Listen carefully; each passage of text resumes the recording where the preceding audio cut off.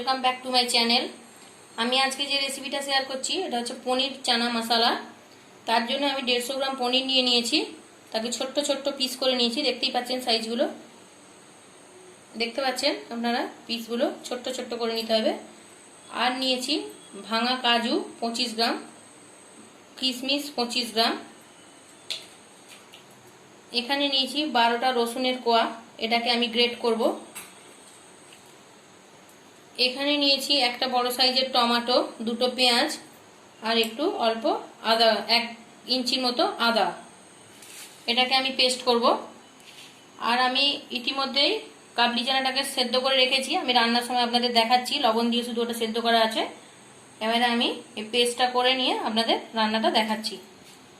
দেখুন বন্ধুরা, আমি মশলাটা বেটে নিয়ে ফিরে এলাম। ইতিমধ্যে আমি কড়াই তেল চাপিয়ে দিয়েছি পনির ভাজার জন্য। আর নিয়ে নিয়েছি আমার যে যে উপকরণগুলো লাগবে। এখানে নিয়েছি 1.5 টিস্পুন চিনি, 2.5 টিস্পুন ধনে, 1 টিস্পুন কাশ্মীরি লঙ্কা, 2 টিস্পুন জিরে গুঁড়ো আর 1/2 টিস্পুন লাল লঙ্কার গুঁড়ো। আর আমার লাগছে গরম মশলা আর কাসুরি মেথি, ওটা আমি আপনাদের পরে দেখাচ্ছি। আর আদাটাকেও আমি ইতিমধ্যে বেটে রেখেছি। আমি এবারে আস্তে আস্তে পনিরগুলোকে ভেজে নেব।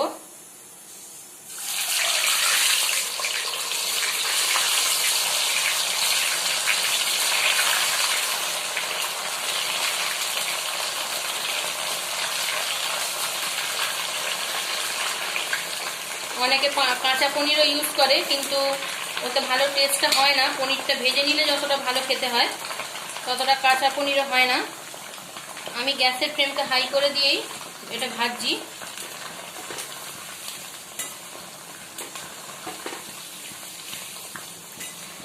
আমার এই তেলটার মধ্যে অল্প একটু হলুদ দেওয়া ছিল, তাই এটা হলুদ কালার এসে গেল। আপনারা মনে করলে সাদাও করতে পারেন।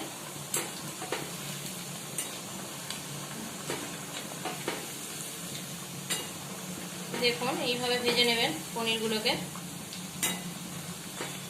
আবারও বলছি, যদি কাঁচা খাবেন মনে করেন তাহলে কাঁচাটাও দিতে পারেন, তবে পনির ভেজে করলে যতটা টেস্ট হয় কাঁচাতে অতটা টেস্ট হয় না।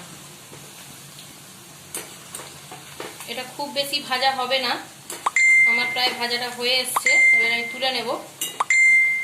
দেখুন হালকাভাবেই ভাজাটা হবে, হালকা হালকা। দেখুন আমি কিভাবে ভেজে নিয়েছি, এবারে আমি তুলে নিচ্ছি।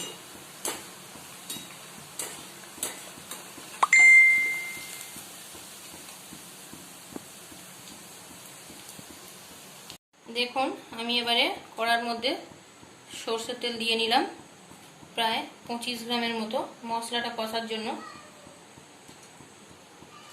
আমার যেহেতু পনিরটা ভাজা হয়ে গেছে সেহেতু আর আমার পনির ভাজতে লাগছে না, আর আমার কড়াইও সেদ্ধ করা আছে। আমি এবারে একে একে মশলাটাকে ভেজে নেব।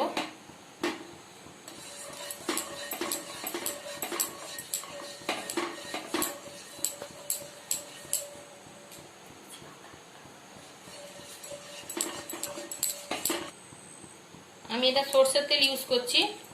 এবারে আমি একটা তেজপাতা ফোড়ন হিসাবে দিয়ে দিলাম। তারপর একে একে মশলাগুলো ভাজতে থাকবো। আমি রসুনটা দিয়ে দিলাম।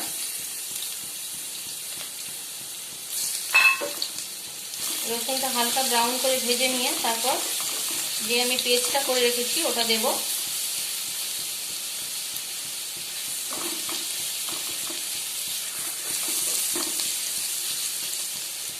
দেখুন বন্ধুরা, আমার এটা রসুনটা একটু ভাজা হয়েই গেছে, ব্রাউন কালার এসে গেছে। এবার আমি পেস্টটা ঢেলে দিচ্ছি।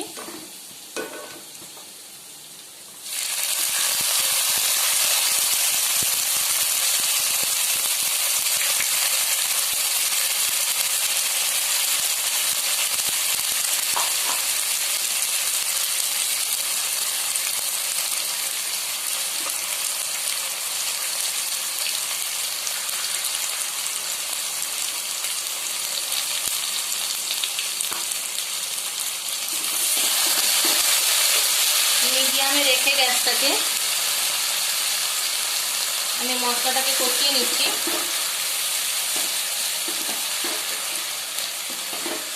এটা আমি দিলাম আদা, পেঁয়াজ আর টমেটোর পেস্ট। আপনারা মনে করলে কুচিও করতে পারেন, তবে পেস্টটা দিলে গ্রেভিটা একটু ঘন হয়, দেখতেও ভালো লাগে। আপনারা যেরকম মনে করবেন সেইভাবেই করে নেবেন।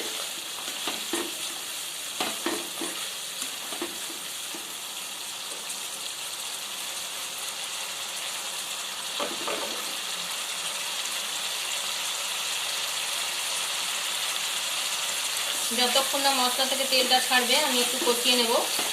মশলা থেকে তেল ছেড়ে আসার পর আমি আদার্স মশলাগুলো এতে যোগ করব।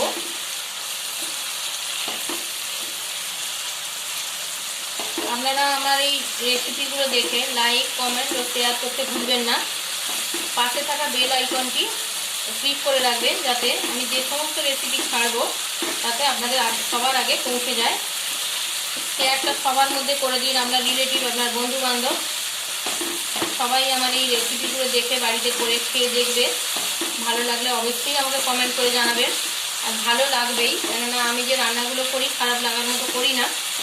আমার এগুলো এখানে যারা খায় তারা বলেছে, আমি আশা করছি আপনাদেরও খুবই ভালো লাগবে। দেখুন, আর একটু মশলাটা ভাজা হবে, তেল হালকা হালকা ছেড়েছে, পুরোটা ছাড়িনি এখনও। আর আমি খুব কম তেলের মধ্যে দিয়ে রান্নাটা করার চেষ্টা করি, কেননা এখনকার প্রত্যেকটা বাড়িতেই কিছু না কিছু অসুস্থতার কারণ আছে। আর আমি সাদা তেলটাও খুবই কম ইউজ করি, যেটাতে না দিলেই নয় সেটাই করি। আমি সর্ষের তেলটাই বেশি ইউজ করি, আপনারা আগের ভিডিওগুলোতেও দেখে থাকবেন। কম তেলে সুন্দর রান্না করাটাও একটা আর্টের ব্যাপার। এটা অনেকে আবার পারে না, অনেকেই মনে করে অনেক তেল ঢেলে দিয়ে রান্না করলে বোধহয় খুব ভালো খেতে হয়, কিন্তু না, অল্প তেলে জিনিসগুলো ঠিকঠাকভাবে দিয়ে যদি রান্না করা যায় তাহলে খুবই ভালো হয়।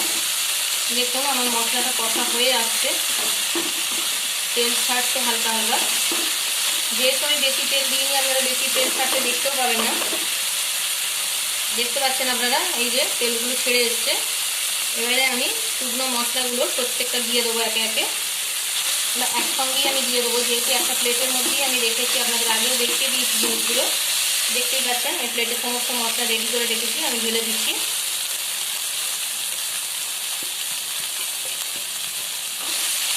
এবারে মশলা দিয়ে আরেকটু নাড়বো।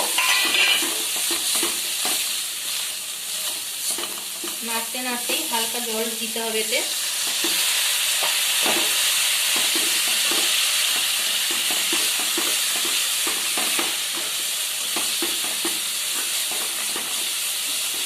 এবারে আমি এতে একটু হলুদ দিয়ে দিচ্ছি। আমি সব উপকরণই রেখেছিলাম হলুদ বাদ দিয়ে। আমি সমস্তটাই ন্যাচারাল মশলায় রান্না করি, এর আগেও আপনাদের বলেছি, আমার নিজস্ব বিজনেস এটা। আমি ন্যাচারাল মশলাটাই ইউজ করি, যার জন্য কালার যে খুব টকটকে হবে সেটা আমার কাছে পাবেন না, কিন্তু যেটুকু না হলে নয় সেটা আমি তৈরি করি। অনেকেই ভাবে যে কালারটা হলেই বোধহয় সুন্দর খেতে হয়, কিন্তু না, মশলাটা ঠিক কি ব্যবহার করাটাই হচ্ছে ভালো টেস্টি খাবারের জন্য দরকার। আমার মশলা থেকে মোটামুটি মশলার তেলটা অ্যাবজর্ব করে নিচ্ছে। এবারে দেখুন এই মশলাটাও ভাজা হয়ে এসছে।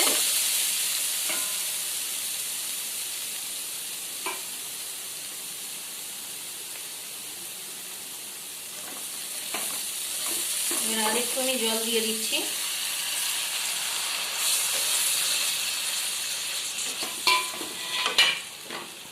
আরেকটু আমি মশলাটা কষে নেব, যাতে কোনোভাবেই কাঁচা গন্ধ না আসে, তাহলে খেতে ভালো লাগবে না। দেখতে পাচ্ছেন কালারটা যে খুব খারাপ এসছে তা কিন্তু নয়, একটা সুন্দর মিষ্টি কালার এসছে।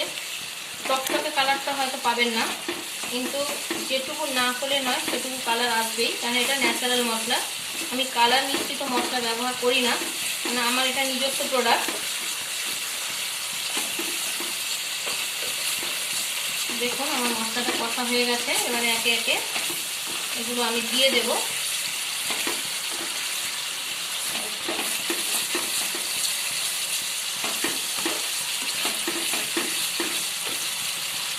আমি পনির, কাজু, কিশমিশটা দিয়ে দিচ্ছি আগেই, তারপর চানাটা দেব।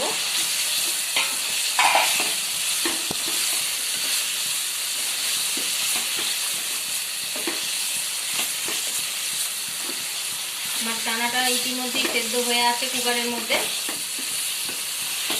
ওটা আর আমি আপনাদের দেখাবার, আমি কড়াইটা সেদ্ধ করে রেখেছি, আপনাদের দেখাইনি এই কারণে। এটা সাধারণ ব্যাপার, এটা সবাই জানে যে ওটা সেদ্ধ করে নিতে হয় আগে। তো আমার এটাও দেখতে পাচ্ছেন পনিরের সাথে মশলাটা বেশ শুকনো শুকনো হয়ে যাচ্ছে। এবারে আমি এই যে সেদ্ধ করে রাখা চানা মশলাটা ঢেলে দিচ্ছি।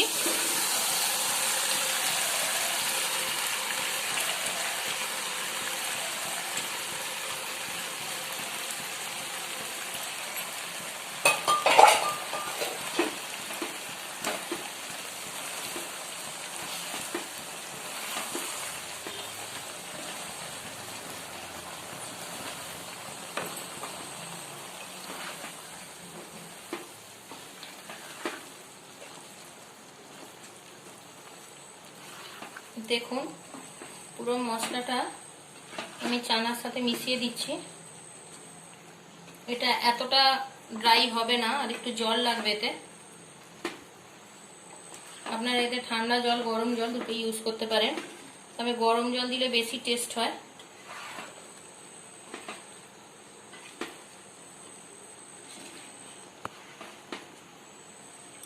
আমি চানাগুলো সেদ্ধ করার সময় লবণ দিয়ে রেখেছি, একবার দেখে নিতে হবে যে লবণটা ঠিকঠাক হলো কিনা।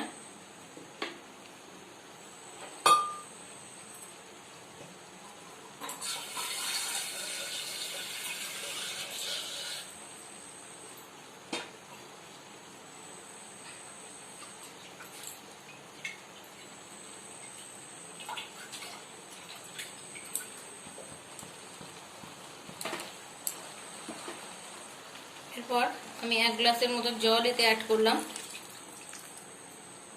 ঈষৎ উষ্ণ গরম জল দেওয়া হলো এটা। এবারে এটাকে আমি ফুটতে দেব।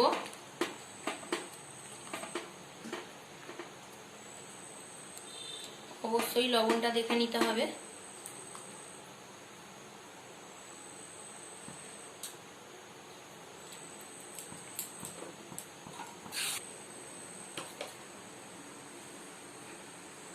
দেখুন আমি হাফ টিস্পুন লবণ এতে অ্যাড করছি, কারণ লবণটা সেদ্ধতে যেটা দিয়েছিলাম ওটা সাফিসিয়েন্ট নয়, তাই এটা অ্যাড করতে হলো।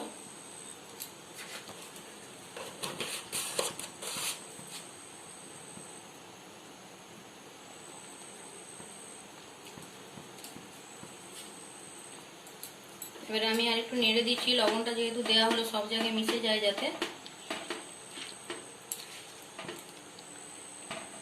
দেখুন বন্ধুরা আমার এটা রান্নাটা হয়ে এসছে। আমি এবারে ঢাকনাটা খুলছি, দেখছেন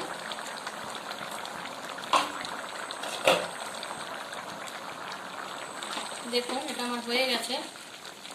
এতে এবারে আমি একটু কাসুরি মেথি আর গরম মশলা দিয়ে রান্নাটা শেষ করব।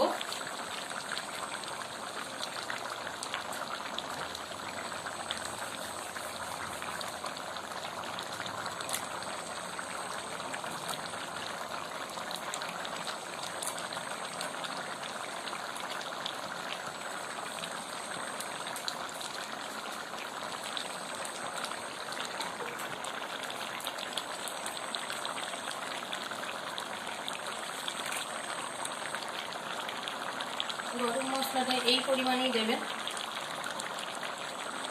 না তো বেশি দিলে আবার ঝাল হয়ে যাবে, বাচ্চারা খেতে পারবে না। আমার এটা সম্পূর্ণ রান্নাটা হয়ে গেল, দেখতে পাচ্ছেন। আমি নেড়ে ছেড়ে এবারে বন্ধ করে দেবো গ্যাসটা। আপনাদের যদি ভালো লাগে কমেন্ট করতে ভুলবেন না, লাইক শেয়ার করবেন আর স্কিপ করে যাবেন না, পুরো ভিডিওটা দেখার চেষ্টা করবেন। ধন্যবাদ।